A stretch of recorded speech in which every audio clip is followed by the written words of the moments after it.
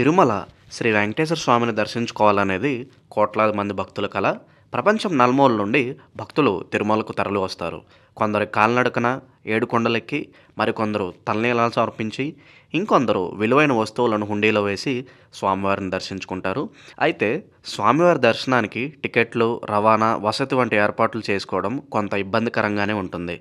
ముఖ్యంగా తిరుమలకు దగ్గరలో నివసించే స్థానికులకు ఈ ప్రక్రియ మరింత కష్టతరం. ఈ సమస్యను పరిష్కరించేందుకు తిరుమల తిరుపతి దేవస్థానం ఒక శుభవార్తను అందించింది.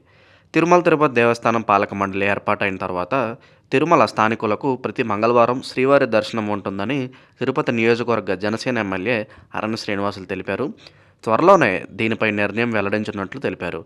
ఇది తిరుమల వాసులకు ఎంతో ఆనందదాయకమైన వార్త. ఈ ప్రతిపాదన అమల్లోకి వస్తే స్థానికులు ఎలాంటి ఇబ్బందులు లేకుండా వారానికి ఒకసారి స్వామివారిని దర్శించుకునే అవకాశం లభిస్తుంది. ఈ విషయమై త్వరలోనే నిర్ణయం తీసుకోనున్నట్లు ఎమ్మెల్యే తెలిపారు. ఇప్పటికే ఈ ప్రతిపాదనను ఆంధ్రప్రదేశ్ ముఖ్యమంత్రి చంద్రబాబు నాయుడు, డిప్యూటీ సీఎం పవన్ కళ్యాణ్ దృష్టికి తీసుకెళ్లినట్లు ఆయన వెల్లడించారు. త్వరలోనే ఈ ప్రక్రియకు సంబంధించిన మార్గదర్శకాలను కూడా విడుదల చేయనున్నారు. ఈ మార్గదర్శకాలు స్థానికులు ఎలా దర్శనానికి అర్హత పొందాలి, దర్శనానికి ఏ విధమైన గుర్తింపు పత్రం అవసరం వంటి వివరాలను కలిగి ఉంటాయి.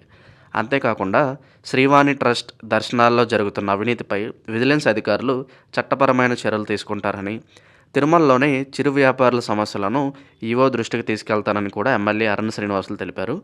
ఈ చర్యలు తిరుమలలో పారదర్శకతను పెంచడంలో సహాయపడతాయని భావిస్తున్నారు.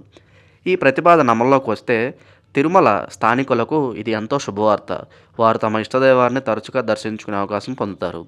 ఇది వారి ఇది వారి ఆధ్యాత్మిక జీవితానికి మరింత సాన్నిహిత్యాన్ని చేకూరుస్తుంది.